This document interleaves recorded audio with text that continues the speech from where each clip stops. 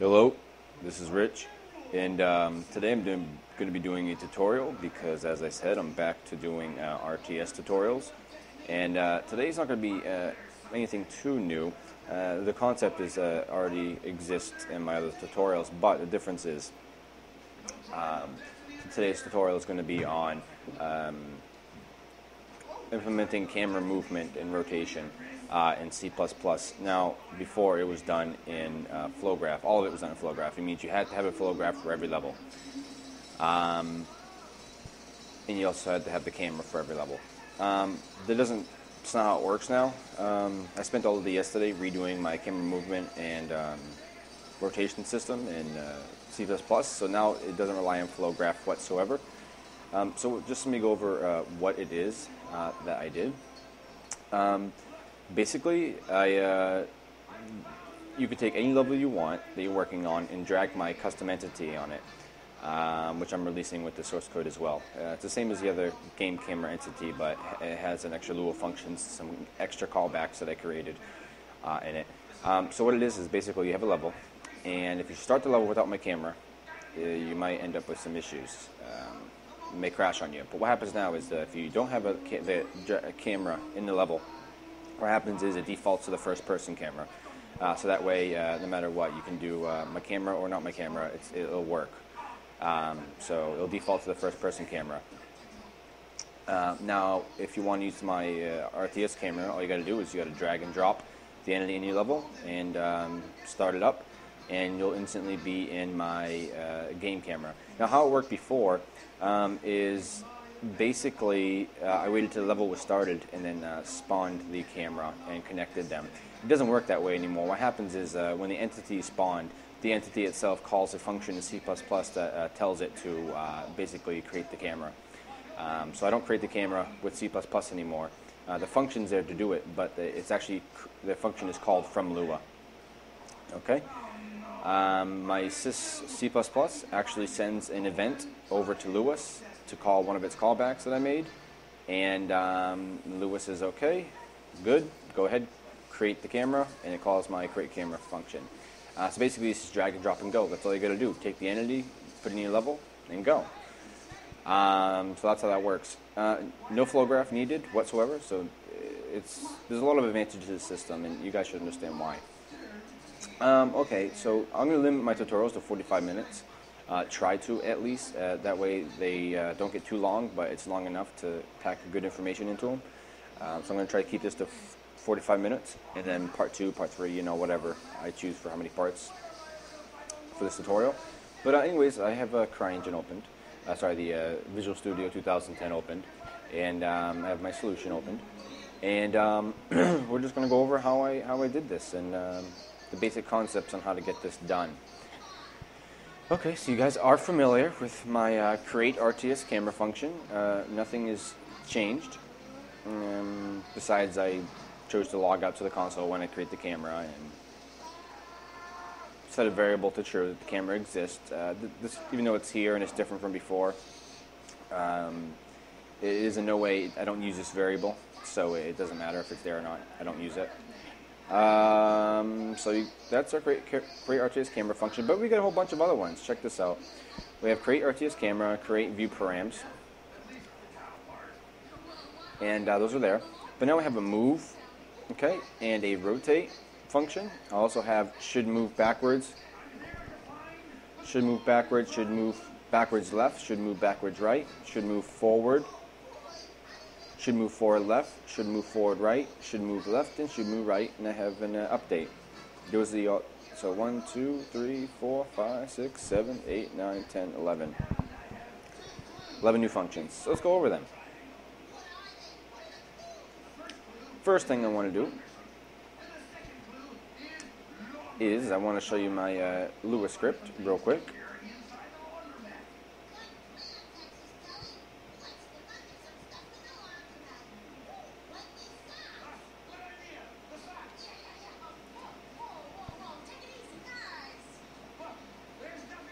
And game entities, nope. Scripts, entities, cameras. And we have game camera. So I'm going to go ahead and I'm going to open that. And what we're going to do here is show you. So I have a game camera.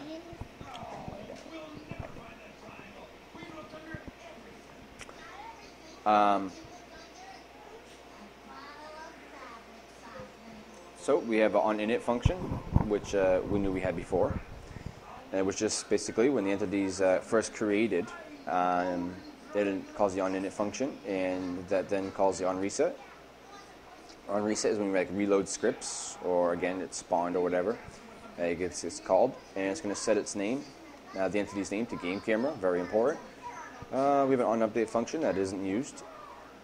Then we have onSpawn. And I put just for assurance, haha, I reset its name. That way, if for some reason C++ decides to change its name when it's spawned for some reason, it makes sure it says, no way, dude. Okay, it's going to remain game camera. So when it's spawned. Now, here's a callback I made. And technically, I don't think it's a callback, but when the system does receive an event that I created, it does go ahead and it runs this function from C++. So when the level is all loaded and ready to go, the system will say, okay, level is loaded, blah, blah, blah. We're going to go ahead and call this function here, game camera, on game ready to play. That's when everything is viewable, everything is loaded, everything's fine, all entities are spawned and everything. They currently didn't have a function in C++ that detected when everything is loaded, everything is spawned and everything. And I needed it for my camera because I couldn't create the camera if the entities don't exist yet. And so I made my own system and told it my own guidelines that this is when the level is ready to load. So when that happens, it goes ahead and it calls this function on the Lua script, on game ready to play. And I tell it this is a script bind that I created because it wasn't there before. It is there now. I created a script bind that creates my RTS camera. So I'm going to go ahead. It's going to create the RTS camera in C++. And that's what that does. So when the game is ready to play, my C++ code sends an event to Lua that says, hey, play this function here. And then this function then goes ahead and uses this script bind that I created that says, create the RTS camera. We're all ready to go to create it. And then there you go. That's how that works. Okay, so that's all I wanted to show you there.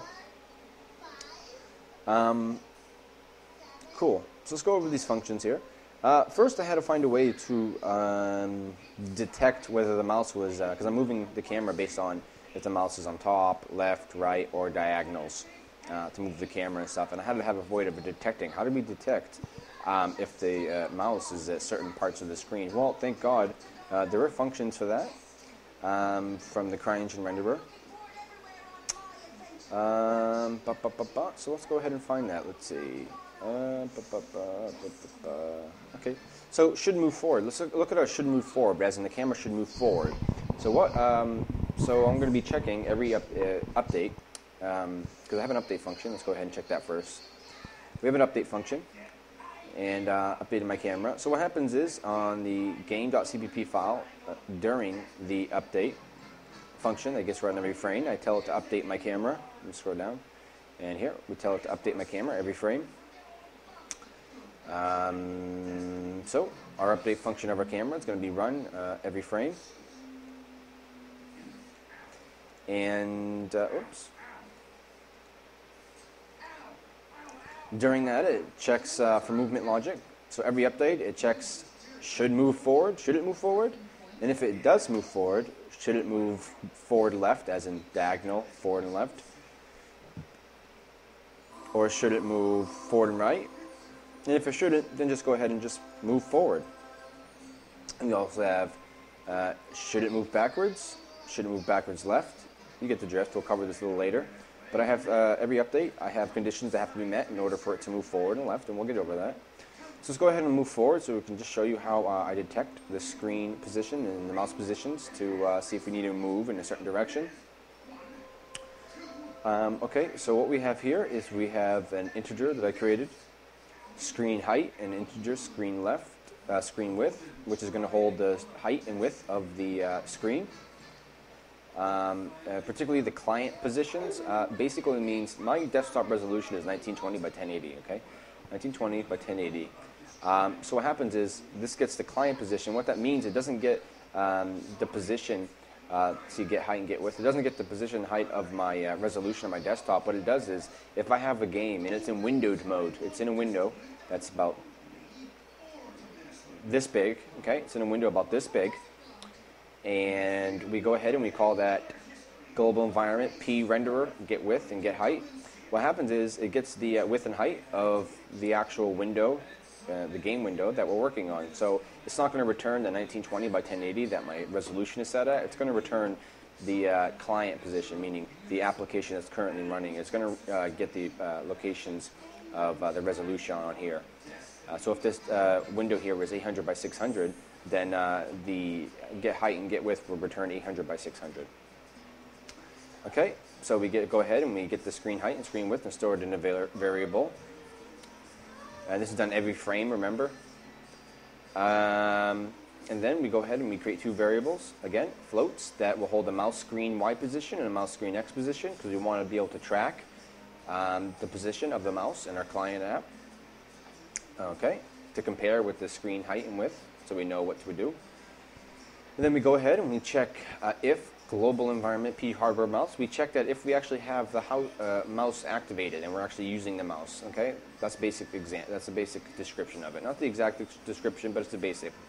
Before we even try to do anything with the mouse, we got to make sure that it's activated, and we do this by checking this pointer to see if it actually exists, and it's not null. So, because if this was null, meaning it didn't exist yet, it would return 0. But if it does have something in it, it's going to return something other than 0, which means, okay, we have something in it, let's go ahead and continue. So we check if the P hardware mouse is activated. We're using the mouse. Yes, we are. And if we are, we're going to go ahead and tell the hardware mouse, which is our mouse, basically, functions that Cryengine included to deal with the mouse. And we access that with the global environment, a pointer to a hardware mouse. And we're going to call its function get hardware mouse client position. There's also a get hardware mouse position, which we don't want, because again, that will most likely, I haven't tested it, but I'm assuming it gets the it gets your desktop resolution, really, instead of the actual app. So we're going to use the get hardware client position. And what this does is you pass in the two variables that you want to store the client position of the mouse in. So what happens is we created two variables, two floats here, and that's going to hold the mouse screen Y position and mouse screen X position. And then when we call this get hardware mouse client position, we pass in the address, the memory address of the variable here, and then the variable of the Y position here. So when this function's running, it goes in, when we call it, it goes into the function, does its stuff, and then instead of returning something, what it does is in the function, it actually changes the variables with the values. Okay, so basically you guys may be used to calling a function, having it return values and storing it into variables, but what this does, it doesn't really return anything. These variables are actually changed in the function get hardware mouse client position. So these variables here are actually changed during the function call here. So we put in the X and Y respectively, and basically the function will put the X and Y positions of the mouse in here. Okay, so now our two variables, mouse screen Y position and mouse screen X position, now hold the position X and Y that our mouse is on our client app, which is good. Then after, since we're checking if the mouse should move forward, we go ahead with the conditions, because now we have the screen height and screen width resolution. We have the mouse X and mouse Y position, so now we can go ahead and compare. So if the mouse screen Y position, so up and down, okay, up and down, the Y position is less than, okay, if it's less than screen height minus screen height, so let's say the screen height is 10, so 10 minus 10 is 0, 0 plus 10 is 10. So if the mouse screen Y position is less than 10, then go ahead and return true. So That's what we're going to do. So what does this mean? Well, what is 10? What is the position of 10 on the screen? If let's say our resolution is 100 by 100. That's our screen resolution, is 100 by 100. So we take 100 by 100, and we have 0, and we add 10 to it. So 10 is our mouse Y position, up and down, less than 10. So here is the top of the screen, because they're calculated, the screen width and height are calculated from top left to the bottom right. So what happens is, this is over here, see my mouse over here, on the left side of the screen, starting as far as it can go, is on the width, we're talking width, left to right, 1 pixel, 2 pixel, 3 pixel, 4 pixel, 5 pixel, 6 pixel, 7, 8, 9, 10, 11, 12, all the way to the end of the screen. This is the highest, and this is 0, okay? And for height, all the way up top is 1, 2, 3, 4, 5, 6, 7, 8, 9, 10. So it's top to bottom for the height, left to right for the width. So if it's 100 by 100, 100 minus 100 is 0, plus 10 is 10. So is our mouse screen position, Y position, less than 10? So obviously that'd be up here somewhere, right? Anywhere up top here, because 10 pixels would be down here somewhere, right? Because 10 is like around here somewhere, right? So if it's less than 10, if my mouse is up here somewhere, right here, let's say, and 10 is down here somewhere, then yes, we're true, we're up here somewhere. So if our mouse is anywhere less than 10 on the Y position, on the screen position, then go ahead and return true, because yes, we should move forward. Our mouse is up here, we're less than 10 pixels up on the screen here, and yes, we should move forward, so it's going to go ahead and return true. Else, if it's not up here somewhere, within 10 pixels of the top, then we're going to go ahead and return false. We shouldn't move forward because we're nowhere near, our mouse is nowhere up here. And also, if there is no hardware mouse at all, we're going to return false, okay? Because we don't need to perform any calculations if we're not even using the mouse here. The pointer is null. So that's how we detect if we should move forward.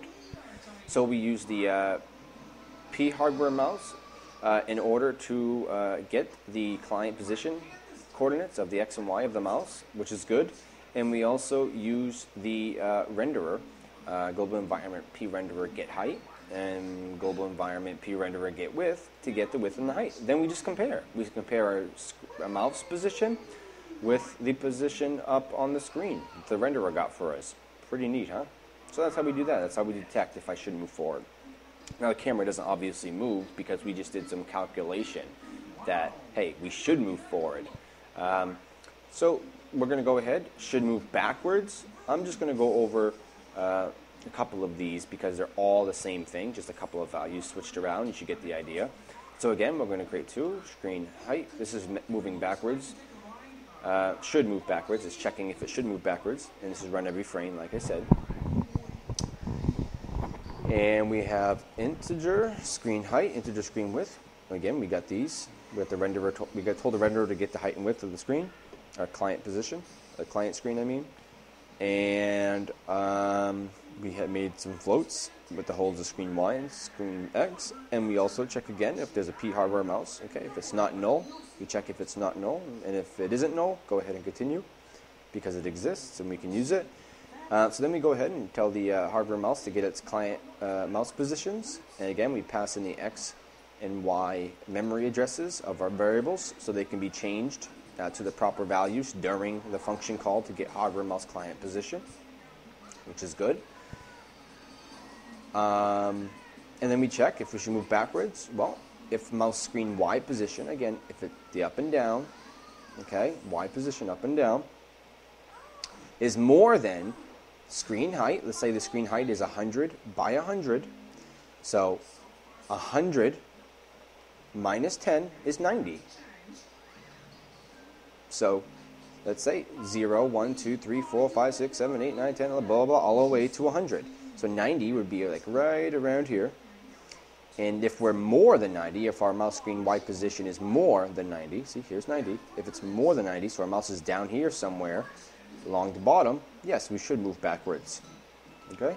Just simple evaluations of more than or less than, more than or greater than, or less than or greater than, I should say. And if it's not, we're going to go ahead and return false. We shouldn't move backwards. And if there's no hardware mouse at all, then let's go ahead and just return false. We're not going to do any calculations. We shouldn't. We'll end up with a compile time, a runtime error that will say access read violation. Anyways, so should move left, same thing guys, but we're just comparing the width now. Before we compared the height, now we're comparing the width, because left and right is obviously on the X position. Left and right, and left and right, right? Okay, so again, we get to do the same thing here, same thing here, same thing here, okay? Same thing. We just changed the parameters.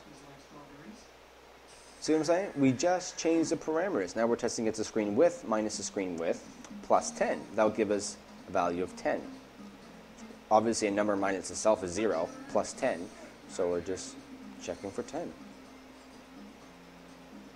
By the way, if you don't want this at all, since this is going to be 0 anyways, you don't have to have this. Okay? Boom, you can do that. Is mouse X position greater than 10? Because obviously X position, left and right, is going to have a value.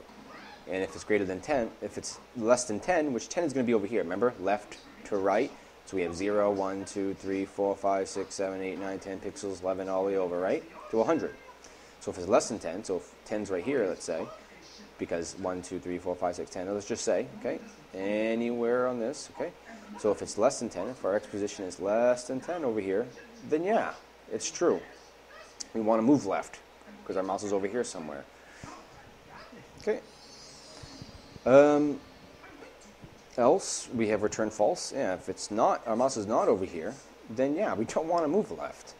Okay, so if we have the, if there is no hardware mouse, we return false. And obviously, I'm not going to go over the rest of the should move this, should move that. I just get the coordinates of the mouse, get the coordinates of the screen, and then compare to check which it should move. Diagonal, right and left, blah, blah, diagonal. I just do that. Now, should move forward and left? Very simple. Since I've already created the move up, right, left, and down, very simple.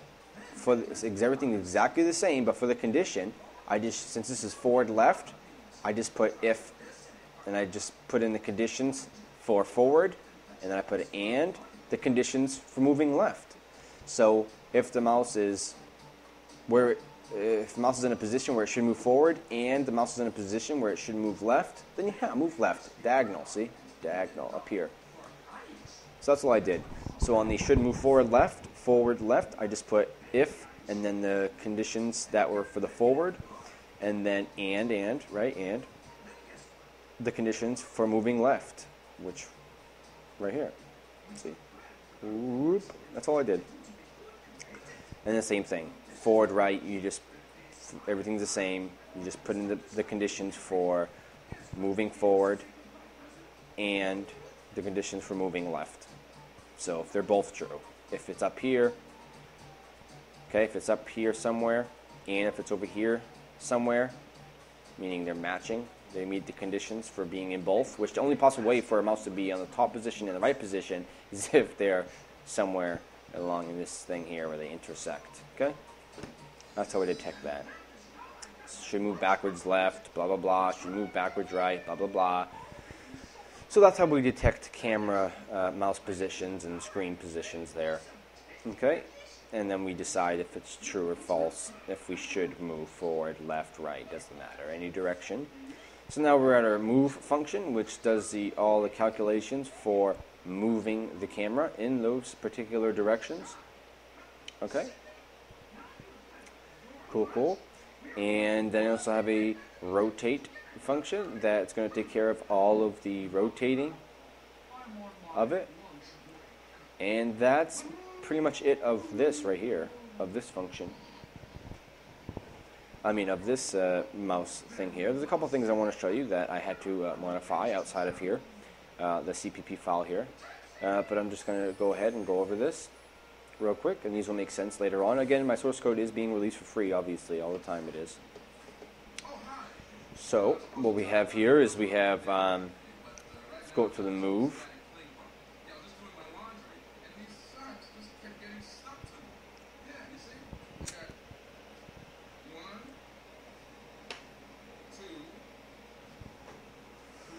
Like I said, this is not going to fully make sense right now because I haven't shown you my enumerations that I made, but we'll do that in a minute here. But for my move function, it's passed an enumeration, which is a move direction, which direction to move in. So I'm going to move, but I'm going to pass it which direction I want to move in with my enumeration. And we're going to pass in the speed, how fast we want it to move. So again, I think I went over switches a long time ago. You guys should already be familiar with these switches. This is the parameter that's copied that I'm going to be using in my function, the move direction. This variable here is going to hold the move direction that's passed into the function, which direction it wants to move. So then I'm going to switch, and I'm going to put in the move direction, and then I'm going to check, is the value inside of the switch here, E camera move direction move forward, or is the value inside of this E camera move direction move backwards, or is the value inside that enumeration E camera move direction move left? So it's basically like an if-then statement, but we're just using switches. Case this, case this, case this, if this, if this, if this, basically. So each of these cases here, it checks for true or false. So case this, then do what's inside here. Case this, then do what's inside here. That's all it is. So if this value here, E camera movement direction move right, is the value that's inside this switch, then yes, it's going to return true.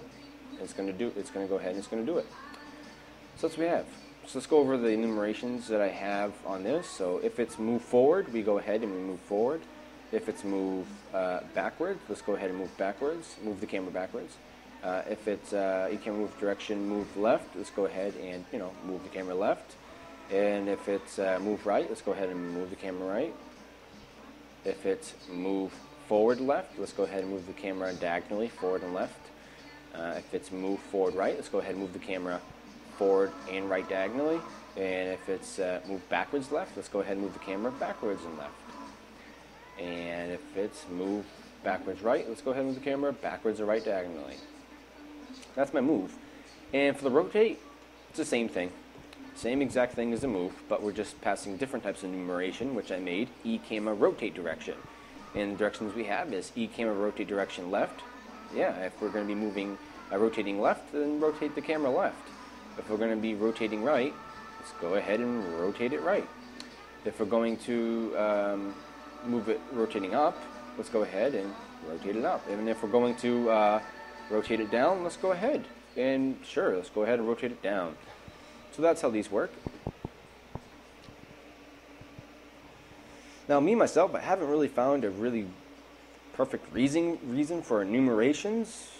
I mean, they're just handy. I mean, they're basically, in my personal opinion, I use them for just making readability better. Because technically they're just values, like a variable. 1, 2, 3, 4, 5, 6, 7, 8. They're integers or whatnot. I think they can hold other values too, but what I'm saying is they're basically just for readability. Instead of case 1 or blah, blah, blah, it makes it more readable. So case E camera move direction down, which technically, if you look down here, the code hint, it equals 1. Move direction up equals 0. Movement direction right equals 3. Movement direction left equals 2. See what I'm saying? So enumerations are just integers, but you put a useful name, so they seem useful. Okay? And we're going to go over how to create an enumeration. I think I've already done that before, but I'm going to go over exactly how you guys think. Well, you're skipping all the important stuff. You're not explaining how you move the camera. Okay. Well, we're going to get into that in a second. I just want to make sure you're clear here on our enumerations here. So we got a move function and a rotate function, and we have all these checks if we should move what direction or rotate what direction. Okay. Oh,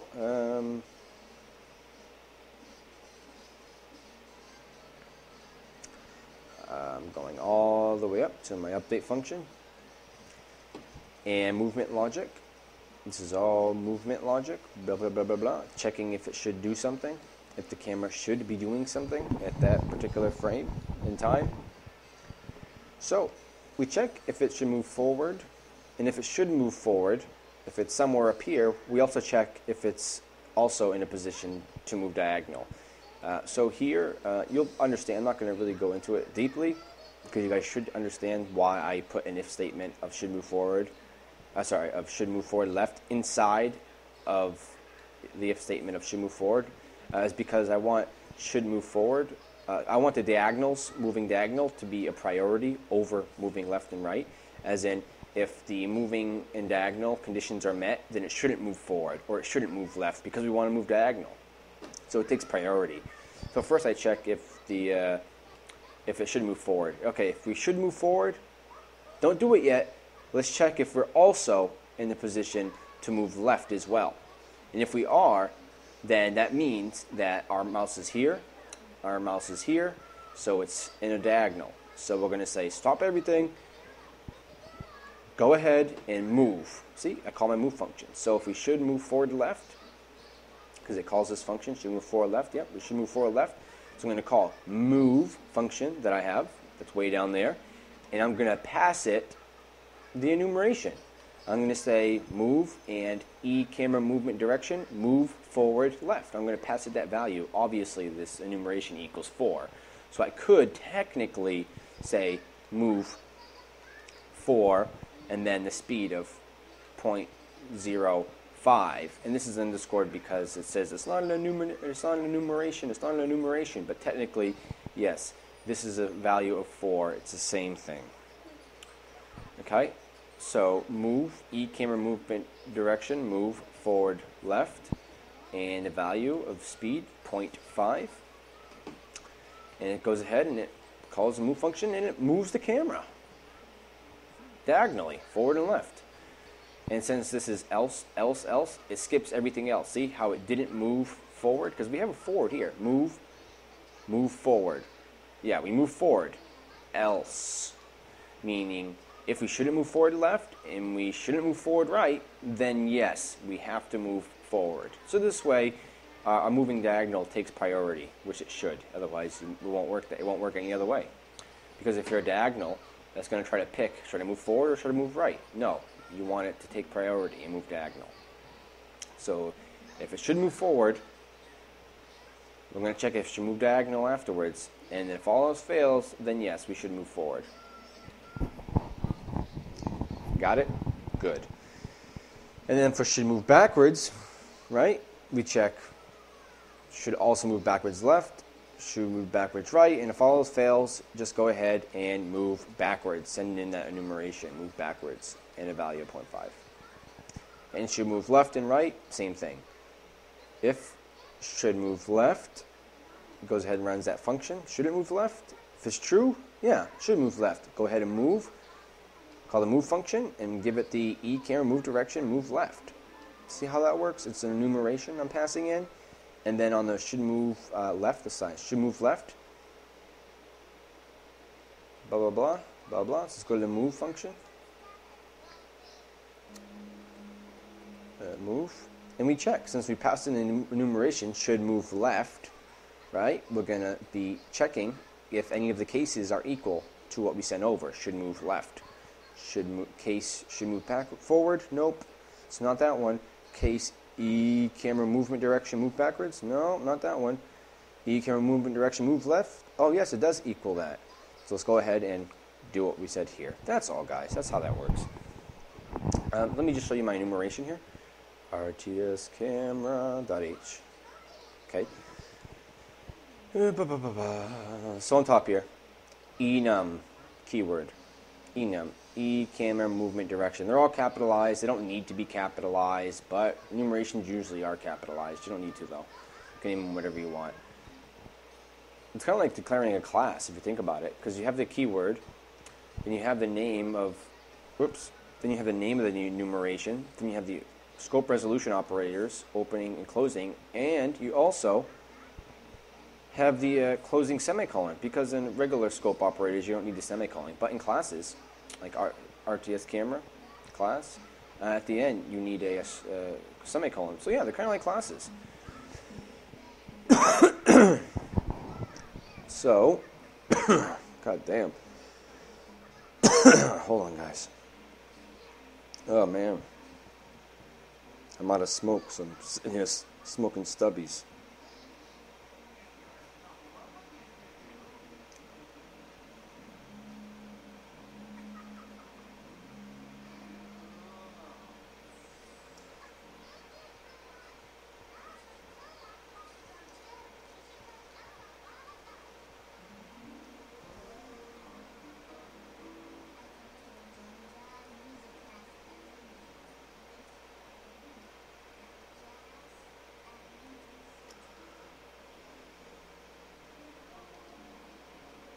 Ba ba ba ba ba ba ba ba ba ba ba.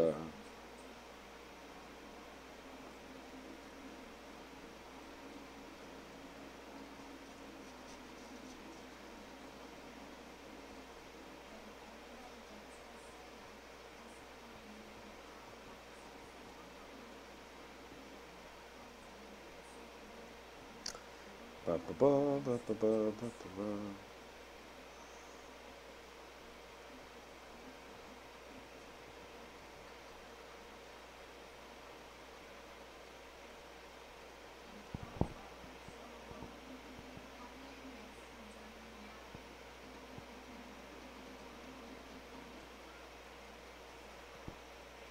Okay.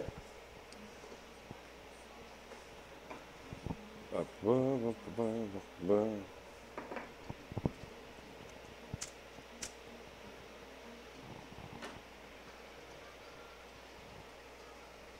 And I put the enumerations of just names,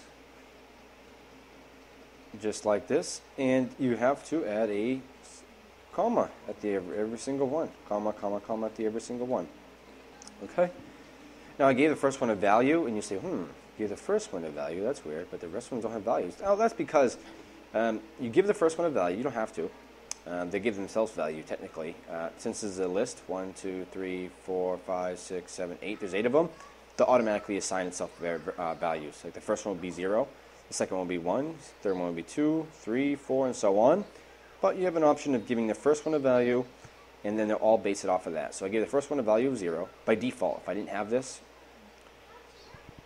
boom, boom, it's still equals 0. Next one equals 1. Next one equals 2. But you can give it a default value of 0. Now this will be 1, 2, 1. Next one is 2. Next one is 3, 4, 5, so on. But I could do this if I want to. I can give a value of 10, let's say. Now the first one is 10. Next one's 11. Next one's 12. And then 13. See how that works? So I just chose to give the default values here. I don't have to do that. That's the way I learned to do it, so I just put 0, even though I don't need to.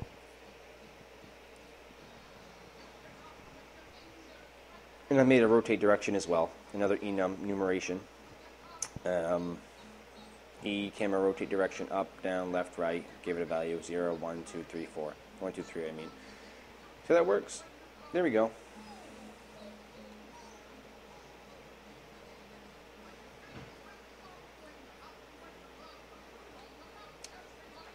So I just called the move function with the enumeration.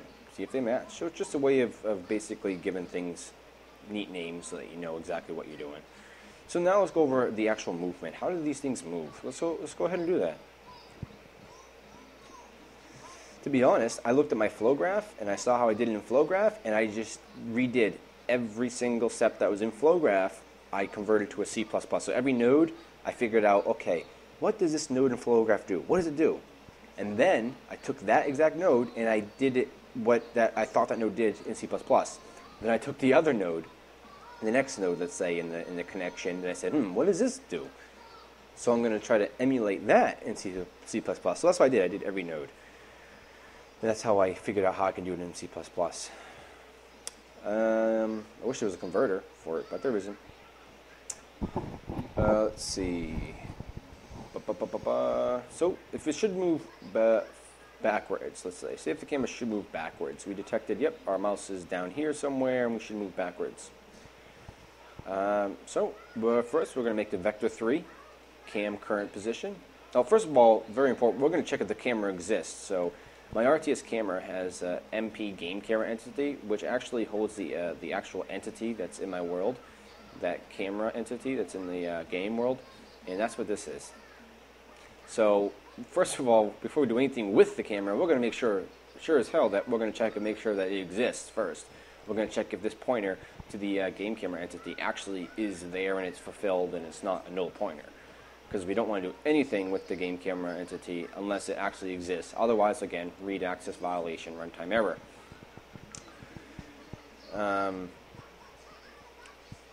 So, yep, we're going to check if the entity does exist. Yes, it does. And we're going to go ahead and move it backwards. So let's go ahead step by step. I'm not going to go over every single one because they're all basically the same. Now, currently, this cannot be done unless you had extensive knowledge or at least some mathematical skills. Because I had to actually, there's a node inside flowgraph that's called angles to direction, which flowgraph turns an angle, rotation, right, into a direction vector, which is a vector 3. Now, they have that node in flowgraph, but they don't have it in C++. And so you have to actually convert angles to direction. And I made a function that does that. And I added a new class, math utilities, and made a static function, angle to direction, ignore z. Because if I'm moving forward, back, left, and right, I don't want to deal with the z, up and down. I don't want to deal with the z whatsoever, so I'm going to basically, what this does is it gets the angles to direction, ignoring z. It's going to angles to direction, basically. It's a mathematical equation. You can look online, you can find a whole bunch of ways people do it, but you can get angles to direction. And then after it gets the angles to the direction, right before it returns the value, it goes ahead and it sets the z, x, y, and z of the direction vector to 0. Sets the z1 to 0. So we're not going to be moving in the z at all. If you didn't ignore the z, it would move up and down. It would. It actually would. Angles to direction vector. It would move up and down. It would. And I tried it. So I had to find a way of ignoring the z, and that's what I did. So I have two functions. I have an angles to direction, and also have an angles to direction ignoring z, and they're under my class math utilities right here. That's going to be included as well. It's new. Okay. So what we do is we get the vector 3 cam current position, which we did in flowgraph, and we're going to go ahead and game camera entity, right? G RTS camera, MP game camera entity. Because when the entity was created, when Lewis said, hey, create that game camera, it went ahead and it stored the camera that was created into its RTS camera's class's member variable MP game camera entity. So we always have access to that camera once we created it. So we're going to see grts camera.mp game camera entity, and we're going to get its position. That's all. We're going to get the camera's current position, and we're stored in a vector 3 cam current position. Angle 3 cam current rotation. Then we're just going to get the rotation. Very important to use get world angles and not get rotation. Okay, so angle 3 cam current rotation, and we're going to grts camera, which is a global. All my global classes are G. The reason why I chose to do global, I don't really like globals that much, and you shouldn't use them. And people say, don't use globals because they're extremely dangerous. Well, they are, but each class I create a global representation of the class, a global object of the class, and I G underscore, and I only create one. That's the reason. That's why I'm okay with doing it, because I only create one for every interface that I have, every major class that I have. I create one global, so I can access it anywhere in the scripts. So I have my RTS camera and the game camera entity get its position, and RTS camera, MP game camera entity. I'm going to get its world angles. Get world angles. And get world position, get world angles are all functions that the actual any entity has, which we do in flowgraph. In flowgraph, we get the position with the get position node, and we get the angles by get rotation node in the thing. We did that in the flowgraph, but now we get the cam current vector rotation. Basically, we get the vector 3 cam current vector rotation. Basically, I named the variable that because it's a rotation, but it's in vector form and not angle form. So cam current vector rotation equals math utilities in my class. Angles to the direction, ignoring the z. We don't want anything to do with z because we're just moving forward. We don't want to move up at all or down at all. And ignoring z, cam current rotation. You put in the angle, okay? So we have an angle. Angles, this is an angles to direction. So we take the camera's current angle, camera current rotation, and we tell it get angles to the direction. So we pass in the angle we want, turn into a direction, and we get out of it cam current vector rotation. So now we have the actual direction vector. Now we take the final position, vector 3, another variable, final position, because we're detecting where we want to move it forward, so we want to move it forward. So we get the final position equals, and again, in flowgraph, we take the camera current position plus vector 3, cam current vector rotation x. Oh, okay. You know what, guys? My bad. This works, but it's too confusing, and there's no reason I should explain it since it's too confusing. No reason I should explain it.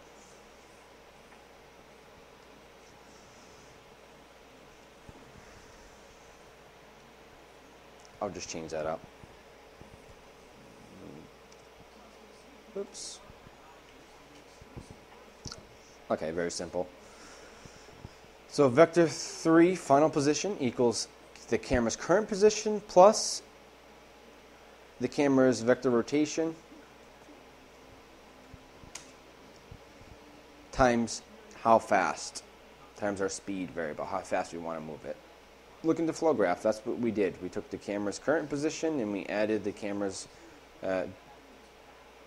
after we made angles to direction node, we added the camera's current position plus camera current vector rotation. We added the rotation plus the position, which gave us the final position we want to move to. G underscore RTS camera, epi game camera entity, set position. Every entity has a set position. And we tell it final position. Set your position. Final position. Very simple. So moving forward, again, we do all the same thing. We get its position, get its world angles, then convert the angles to a direction vector, angles to direction. Then we take the position and add the rotation, and that will give us a forward. Let us go forward by 0.5, I think this was, 0.5 meters forward every frame. Same thing for moving backwards. Everything's exactly the same, guys. We get the position, get the world angles, we angles to direction, underscore z, plus angles to direction, ignoring the z. And then we take the final position equals camera current position minus, again,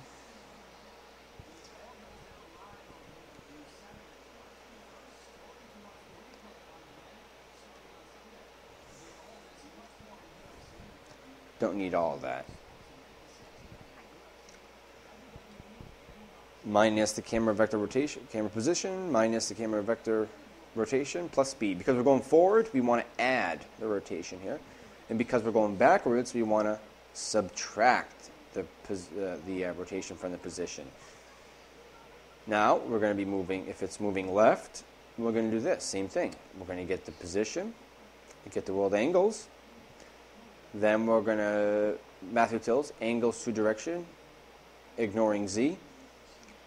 Take the current rotation. Now, this is because we're moving left. So if the camera's moving, because I want to be able to move left, right, up and down, no matter what direction the camera is facing. So remember I described this, I spent a long time describing this in flowgraph days when I was doing it in flowgraph.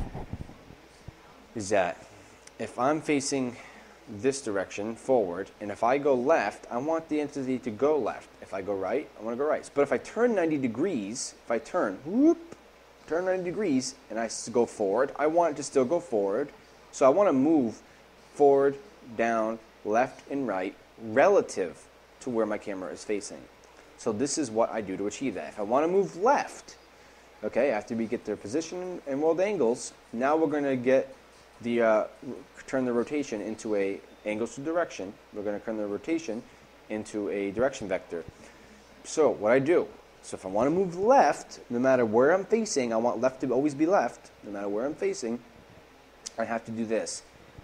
So angles to the direction, ignoring Z, I pass in the angles, camera current rotation. But before I do that, I minus, and I create an angle 3, I create a new angle 3 variable, and I give it 0, 0, 90 on the Z.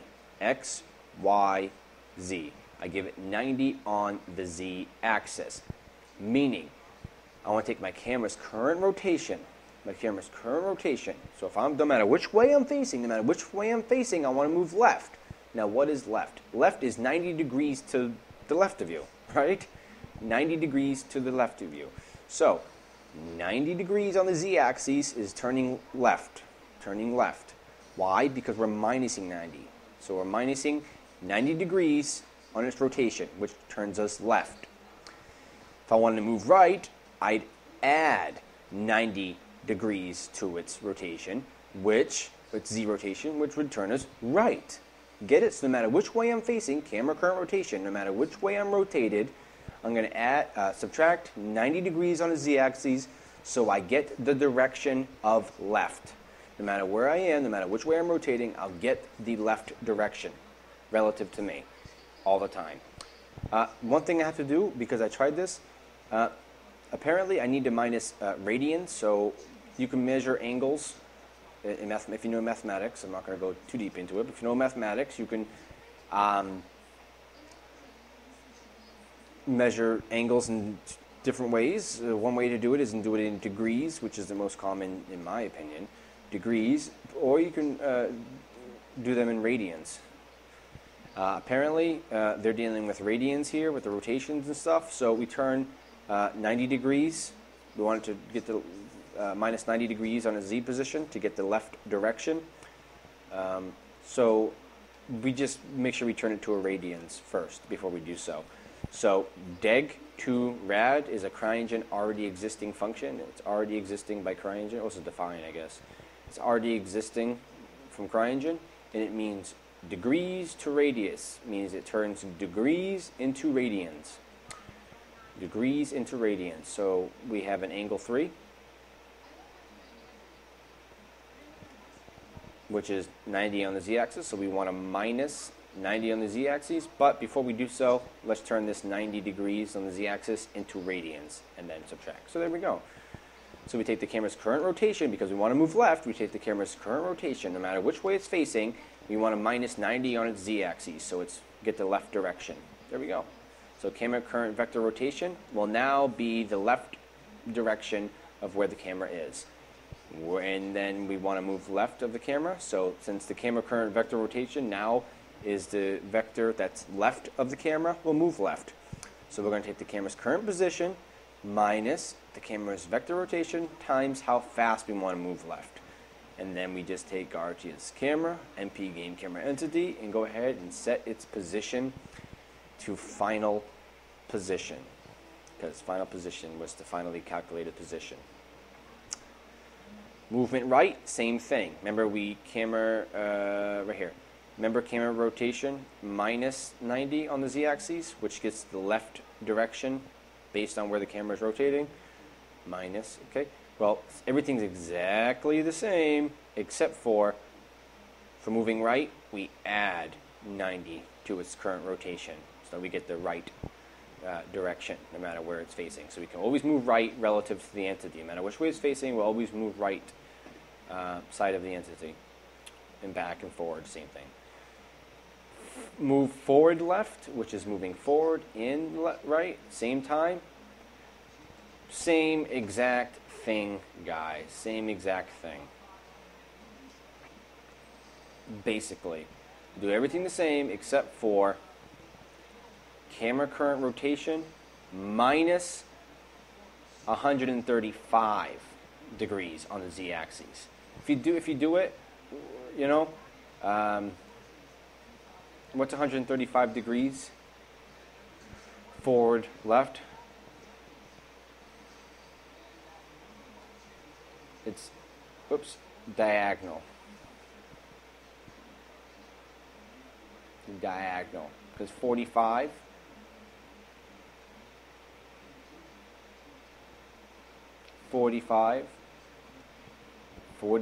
degrees, because this, listen. We have, okay, if I'm facing forward, what's 45 degrees? This way, diagonal. What's 45 degrees this way? Diagonal. And what's 135 degrees? Well, that's 45. Add 45 to it, you get the 90. Add 45 to 90, you get the diagonal again. So, 45 here, 45 here, 135 here, or 135 here. They're all 45 divisible by 45 because it's the different angles. Now, you may be thinking, well, if my camera's facing forward and I subtract 135, so forward up here, and I subtract 135, well, it's 45. Another 45 is 90, and another 45 is 135. So our camera moved backwards left, not forward left. Well, that's exactly what I thought too, and technically, yeah, it should work that way. But when I actually typed, because I want to move forward left up here, when I put 45 degrees minus 45 degrees on here, which I'm thinking, okay, that's forward left, it didn't work. So I put in 135, and it worked. So it must, just the rotations aren't proper, but it's either 135 or 45 for diagonals. So I want to take the camera's current rotation, no matter where it's facing, and move forward left, I want to subtract 135 from it. Forward right, I want to add 135. So forward left, I want to subtract 135 on the Z, and moving forward right, I want to add 135 on the Z.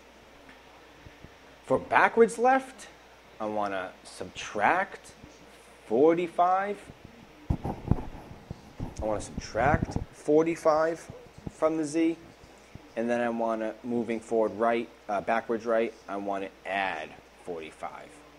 Get it? Good. That's all I got to do. That's all you got to do. Everything's exactly the same except for angles to direction ignore Z. That function, what we're passing in it, is just changing. There we go. That's how we decide to move it. For rotation, let's go to the rotate function. Rotate. I'm not sure how long I've been recording. I have no idea. But I do want to get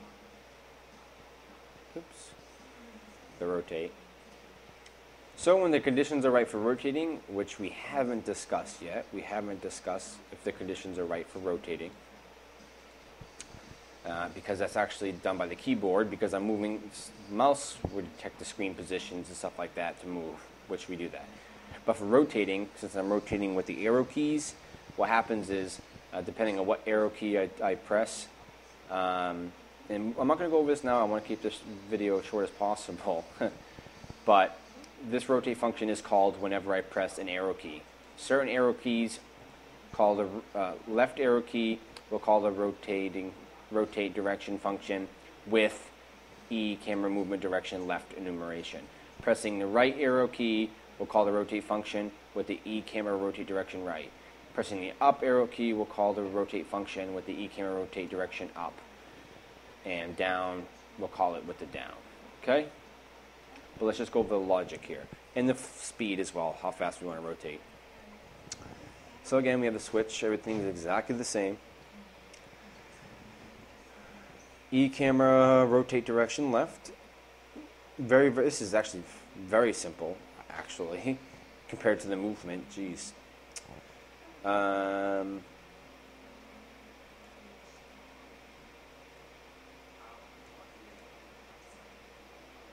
Because I want to show you something. I want to tell you something. Why is a rotation so goddamn short to do and so easy to do versus the movement? That's because I don't settle for less, basically. I go the hard route. I could have said I don't want rotation in my game. And I'd just be like a traditional RTS where you go up, down, left, and right, and that's the end of it. Basically, the movement, if I didn't include rotation, if I did not include rotation, the movement would be only 3 lines. But it's not. It was a lot more work to do. Why? Because I had to be hard and had to do things the hard way, that I wanted rotation. So now it adds an extra variable to the mix. Now I have rotation. So now if I rotate, no matter what direction I rotate, forward still has to be forward. Left still has to be left. You see what I'm saying? Otherwise, if I go left on the screen, my guy might be going right, or maybe going diagonal if I'm trying to move left on the screen. Why would that be? Because left isn't left anymore, because I've now rotated my camera. You get what I'm saying? That's why. This is only 3 lines of rotating, and there's a lot more up there. And a lot more work needs to be done, because I want a rotation in my game, so you can get down in the action.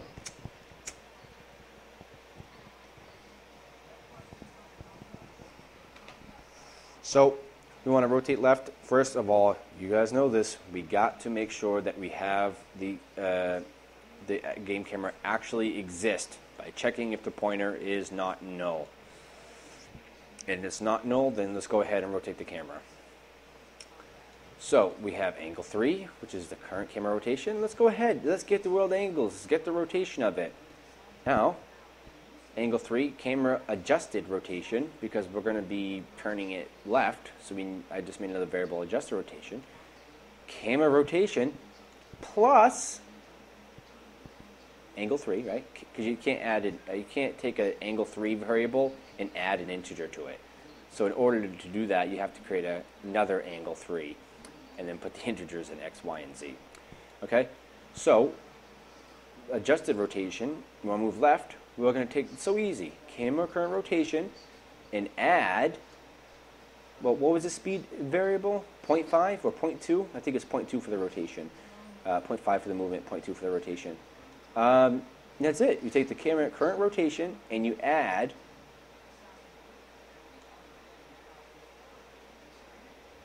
.2 to the z. Bing, turns you left, 0.2 degrees. Now this is important too. Since the set rotation does not take an angle 3, it takes a quaternion. Bam, easy. The quaternion class in Cryengine has the ability to take an angle and automatically convert it to a quaternion for you. Which I'm so glad, I'm glad. Because this class thing, this whole camera movement took me the whole day yesterday to get done. All the camera movement and rotation and stuff took me all day to get done. Because I am not that good with quaternions and rotations, and those are not my strong suit, but I managed. I'm not the person to be teaching about quaternions and, you know, all that kind of jazz, but I'm trying my best. And so now we took the angle and we added 0.2 in the z, so we just turned it left by 0.2 degrees. And we're going to game camera entity, set the entity's rotation. We're going to take the quaternion, because the set rotation takes a quaternion, not an angle. Uh-oh, we're in trouble. No, we're not. Because the quaternion class has a create rotation, x, y, and z, and you can pass in an angle. See, angle. So I just passed in the angle, and quaternion class automatically converted that angle to a quaternion. So there we go. Very simple. For moving right, we do the same thing, except for adding 0.2 to the z rotation. We just subtracted 0.2 from the z rotation. For moving up, there's something different for the up and down. Because left and right, I don't mind if we turn it at 360 degrees. That's 100% perfect. But if we're moving up or down, I don't want to go up and down. If I hold up to look upwards, I don't want to go in a whole 180, a whole 360 by holding up. I want to stop it. I want to clamp it. I want to say, hey, if I'm looking directly down, that's as far as I want to rotate. I don't want to rotate all the way to 360. I just want to rotate till I'm looking all the way down is the max I can rotate down. And looking straight up is the max I want to rotate up. I don't want to do a 360 rotation if I'm looking up and down. I want to clamp it to 90 degrees looking down and 90 degrees looking up. So one thing I do differently is, obviously, guys, I check if the camera entity actually exists by checking the pointer to equal 0 or 1. And if it does exist, go ahead and take an angle 3. And we're going to take the camera current rotation equals, obviously, get the world angles. And if we're going to check if the camera current rotation X, because X is control of looking up and looking down. Rotating around the X-axis is looking up and looking down, basically. So we're going to check in the X-axis, because it's control of up and down, looking up and looking down, because we're rotating on the X-axis when we look up or down. So we're going to check if the camera current rotation X position is less than 90 degrees. Oh, by the way, you can't put 90 degrees because, again, the rotation is done with radians in Cryengine, or at least in this case, is done with radians. So we're going to take 90 degrees and use the degrees to radians function and put 90. So we're going to check if the camera current rotation .x, the X position, X rotation of the entity is less than 90 degrees, then yeah, go ahead and do the rotation. We can do the rotation looking up if the camera is less than 90 degrees already looking up. Then we can rotate. So we take the camera adjusted rotation, and we just take the camera rotation plus, and because we're doing the X-axis, we're going to add 0.2 to the X-axis. So we're going to start looking up by 0.2 degrees every frame. Whoop. And we're going to stop looking up, see? We're going to stop looking up when our rotation has equals or passes 90 degrees. We don't want to rotate anymore after we hit 90 degrees. Looking straight up, we don't want to rotate anymore. So again, we just set the rotation. We use the wonderful quaternion class and create an angle to a quaternion. And down's the same thing, but instead of adding on the X-axis, we're just going to subtract on the X-axis. See? Looking down. And we only want to look down. We only want to rotate down if our camera current rotation, X rotation, is more than degrees to radian, remember, because we're dealing with radians, and this is a degree. So degrees to radians, negative 90. Negative 90 straight down, positive 90 straight up. So as long as we're more than negative 90, because negative is a negative number, negative 89, negative 88, negative 87 are all greater than negative 90. So, yes, so as long as we're not looking straight down, go ahead and do the rotation. So take adjusted rotation as our current camera's rotation minus, because we're looking down. Adding would be rotating up, minus we're rotating down on the X-axis. So we're going to go ahead and rotate down by minusing the 0.2, or whatever we send the speed variable, on the X-axis, and then we're going to go ahead and set its rotation by, again, wonderful quaternion class. Create rotation X, Y, and Z, and pass in the angles, and it automatically converts it into a quaternion. Awesome, awesome. That's movement, that's rotation, that's how you do it, okay? That's how you do it. So let's go to my keyboard class, because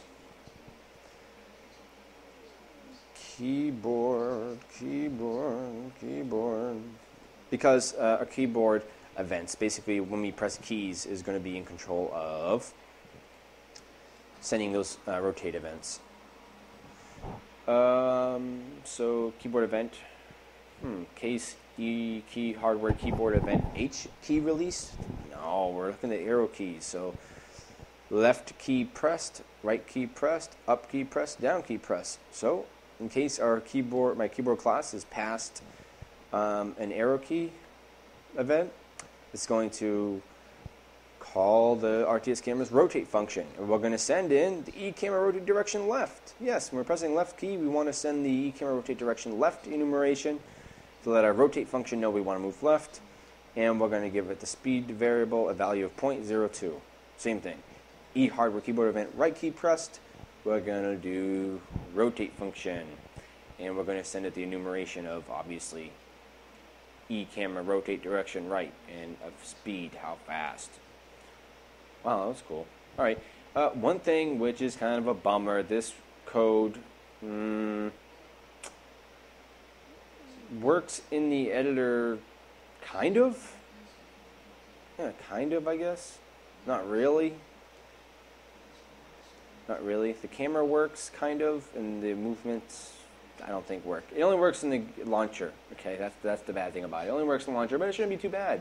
Just run the launcher, and you can run the launcher while you're in the editor. It doesn't really matter. So whenever you want to test, just run the launcher. And I did change some stuff during this tutorial, so I'm just going to rebuild it and launch it.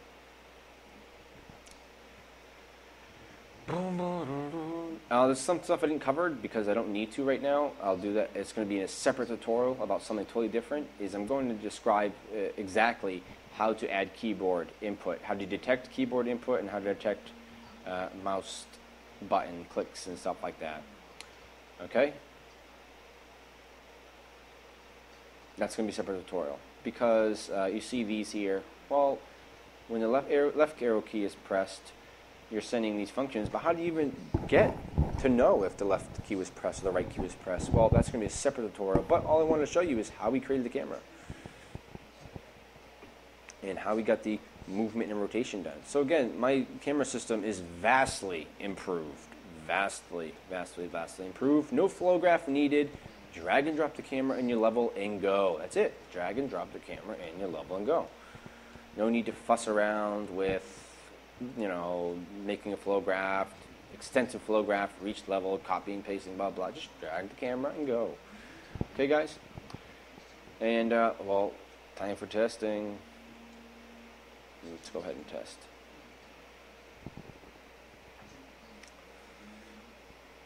Oh, something that doesn't work because I didn't even get onto it. I didn't do it yet. Is the zooming in and out, zooming in and out. I haven't done that yet, as in I didn't start on it. I just worked so hard yesterday. I was like, I got to be done for the day. All right, so let's rock and roll and log in.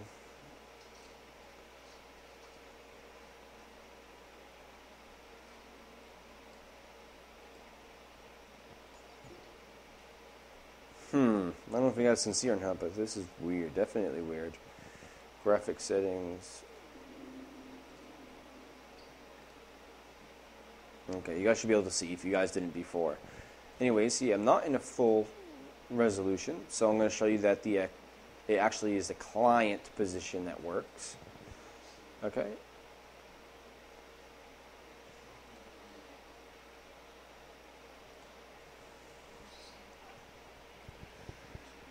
And obviously I'll show you my level to show you there's no flow graph in there.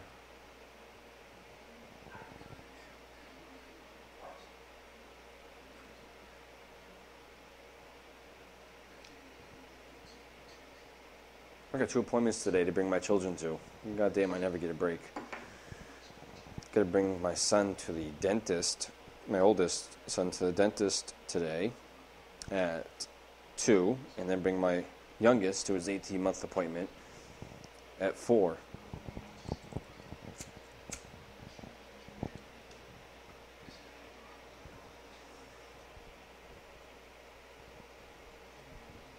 So, move the top of the screen, 10 pixels, whoop, whoop, whoop, so we're moving. Bring it down to the bottom by 10 pixels, yep, we're moving. Awesome. Bring it to the right by 10 pixels, we're moving. Bring it to the left by 10 pixels, yes, we're moving. Let's use my keyboard to rotate. Use my right arrow to rotate. Use my up arrow to rotate. Move my down arrow to rotate. Whoop. And I'm holding down and I don't move anymore. I don't rotate. Why? It's because it's clamped. It won't let me rotate more than 90 degrees. If I look up, whoop, won't let me rotate more than 90 degrees. If you look up here, I'm holding up, angle 90. Well, I'm holding up and it won't let me go past 90. Holding down, see the number going down, down, down, down, down, down, down, down, down to negative 90. Won't let me rotate. Awesome. Now, obviously, I still got my selection system. Hey, guy, get your ass over here. And also have my build system. Oops. Let's build a house. Obviously, you can't place it. I'm clicking, clicking, clicking, it won't let me place it because it detects something else is there. And, oh, now it placed it because it's not near anything. Also, see, I can whoop, move up, whoop, whoop. Oh, I got my diagonals working too. I didn't show you guys that. And up, diagonal, right, diagonal, whoop. All my diagonals work. Diagonal.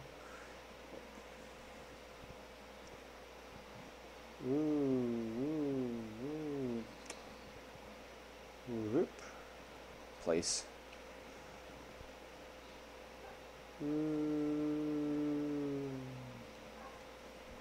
Okay, so up is up. Now, let me rotate, let's just say 45 degrees. Is up still up? Yes, up is still up. Left is still left. Right is still right. Down is still down. Diagonal, still diagonal. Diagonal, still diagonal. So if I rotate even more, down is still down. Right is still right. Up is still up. Left is still left. Diagonal. Diagonal. Diagonal. Diagonal. Yep. Sounds good to me.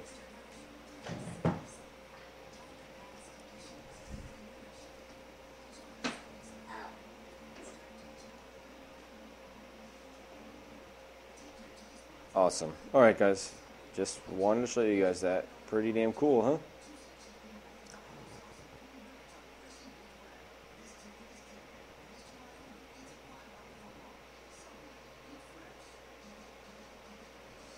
Oh, you can also rotate while moving. Whoa. Whoa. Whoa.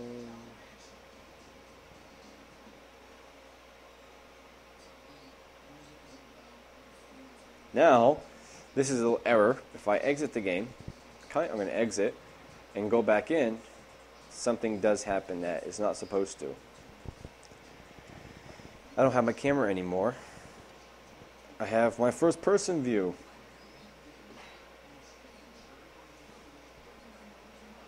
First person view. And I try to move. Haha. It's fine. But yeah. There you go. That's how it works. Hope you guys liked it. Enjoy. Comment. Let me know how I did, good or bad. Thank you guys. And I'm glad to be back to RTS. And after this is movement and stuff like that's all done, we're going to get into real goodies, okay? All right then, guys.